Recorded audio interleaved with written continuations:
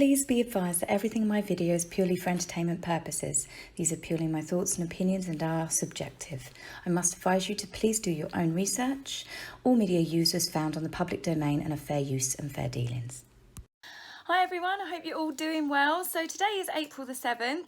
Sadly, our Prime Minister is unfortunately in intensive care at the moment, Boris Johnson, so I hope he gets better soon. It's pretty scary times still for a lot of people that still aren't taking this quite as seriously as they should, but most of us now, I do believe, are pretty much locked up indoors for the majority of the time. As I told you in my last video, I'd felt a little bit sort of like down and a bit gloomy sort of like last week. That's why I wasn't doing a lot of videos, but I'm feeling much better this week, and to be honest with you, it takes my mind off it. It gives me something to do, and then it gives you guys 10-15 minutes of listening to me ramble, so hopefully I cheer you up and take your minds off it. So I'm playing a little bit of catch up with news articles that you've probably already seen that have come out, but I just wanted to give my views on it. First up, one of the funniest things that I've read was Meghan demands to only work with A-list directors. Oh wow, where do you go with this one? Apparently she has told her agents that she wants to work with Ava DuVernay. She was the first black woman to win the directing award at the Sundance Film Festival, but she also directed A Wrinkle in Time, which has Meghan's friend in it, Oprah. So I wonder if Meghan has pretty much been putting phone calls into Oprah going, please help me do this, or whether Meghan is just planting these stories like so many other stories that didn't actually come true in hope. Maybe she's one of those people that do that manifesting, where if you kind of like, you really think something's true, then it will come true, or something will definitely happen. Unfortunately for Meghan, I don't think anyone can make her a better actress. So she's reportedly had lots of offers, but she's actually said that they are beneath her and too cheesy. Wow, this is a girl that started off her career as a deal or no deal briefcase girl. That she married a director and producer, and she didn't get any acting parts. Her father was an award-winning lighting director that got Meghan pretty much into coming onto Hollywood sets and meeting people from a young age. She never got cast in anything. Meghan has struggled to find a role her entire life. Her only major acting role was her part as Rachel Zane on Suits, which was for about 6 or 7 years, but she wasn't even one of the main characters. She was put in there as like a fluff girl to keep a little bit of sauciness into the show. She's also had a couple of walk-on parts, and they were literally walk-on parts in a couple of films. I don't know if she's like got friends to pull favours for her and that, but she never made it because she is not a good actress. I have seen Meghan's acting skills in a couple of little clips that I've watched on YouTube, and I wouldn't say that she's a talented A-list actress. So despite her making demands that she will only work with the best of the best of the best, that's not to say that they're going to want to work with her. She's pretty much a one-trick pony. It's amazing the sense of self-importance that she has now that she's got the title of Duchess in front of her name. Now, I've said before, this was always her end game. This is why when the Queen offered for Meghan to continue with her acting career, but she doesn't take on titles, she doesn't become a full-time working royal, she basically said, no, this is what I want, because she wanted the title. So when she goes back to acting, it gives her that little bit of edge over all of the other kind of like D-list actresses that I suppose are trying to desperately get work. Given that she shoved an A-list actor apparently out of the way so she could get the speaking narration part on Disney, well, rather Disney shoved this actor out of the way. I can't imagine too many A-listers are going to be particularly willing to work alongside her. Directors wanting to work alongside her. Could you imagine the list of demands, the security team that her and Harry demand as it is? I mean, you've got other royals that are in a newspaper at the moment that have they've actually dropped their armed police to tasers. This massively reduces the costs, yet you've got Harry and Meghan making more and more demands. I mean, it's still not been proved who's paying for what, but I'm pretty sure there's still RPOs, Royal Protection Officers, that are out there, and I can't imagine that Meghan and Harry are paying for them. They might be paying for their own private security detail on top of the RPOs, but I'm pretty certain the taxpayers are still at this point picking up a lump of the costs. Could you imagine that on a film set? She'd be absolutely unbearable. Marrying a prince does not make you an A-list actress. She can keep telling herself that until the cows come home, but maybe she's been taking tips from Owen Scobie, who, you know, is now called a royal expert, which does make me laugh a little bit. But as I said, maybe if you keep telling yourself something, it may come true. I cut my hair when I was 5 years old. Perhaps I'm really a hairdresser. Maybe not. So speaking of hairdressers, makeup artists, hairdressers, and even Sarah Chapman that used to give Meghan her skincare regime, celebrity sort of facials, have all started coming forward telling us what it's like to work with the wonderful Meghan, how kind she is, how sweet she is. These are literally people that she pays that, you know, are promoting their own business through this. So they're the only people really that are coming forward telling us how wonderful that she is. But the hairdresser really takes the biscuit. I think he's probably been taking acting lessons from Meghan on how to over-egg what you're selling. So I'm going to quote this. I have enjoyed collaborating with this amazing couple.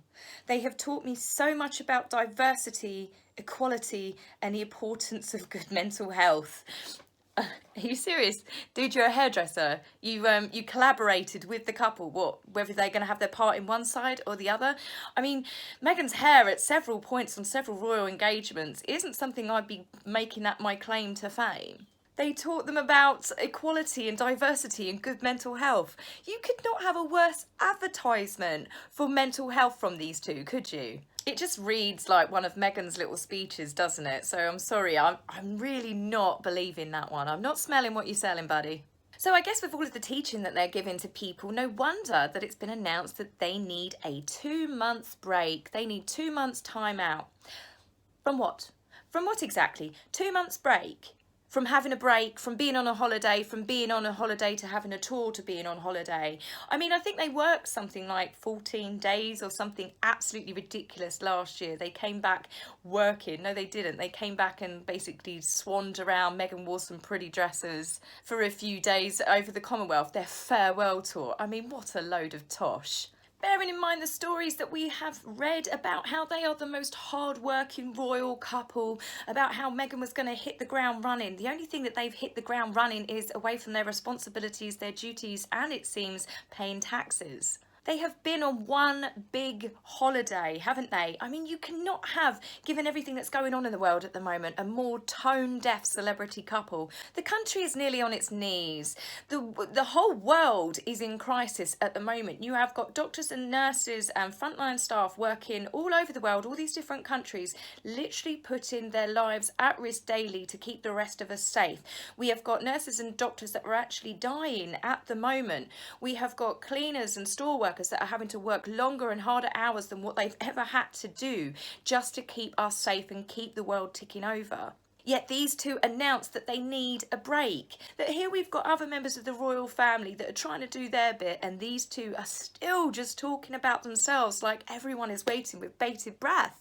To be fair, the break has probably just been devised because of what's happening at the moment, because the A-list directors are not calling and they're not knocking on the door. The fact that they can't tour around and do these speeches, this word diarrhea that they like to spout about being how woke and talking about mental health. I mean, the irony that these two think that they can go around and talk about mental health. They have literally become a worldwide laughingstock. I just really can't see how anyone is going to take them seriously. So it's come out that Harry is not applying for a green card, which is very odd considering him and Meghan have just done this big announcement that they are moving or are already living in LA, setting up home, buying multi-million-pound mansions in Malibu, and yet he's not going to live there. So he can only get in on a 90-day visa. Does that mean that he's going to keep coming back to the UK, stay at Frogmore for a few weeks or however long it takes? Surely that's not allowed. I'm obviously not up to date with how like the visa laws work. I mean, maybe you guys could explain it to me, but I'm pretty sure that he'll only be able to come back 90 days and stay in the UK a couple of times before it gets picked up at immigration. I like to think that immigration would pick that up because it's basically a way of getting around the visa laws. So some people have speculated it is due to Harry not wanting to pay tax on his worldwide income in the UK and America.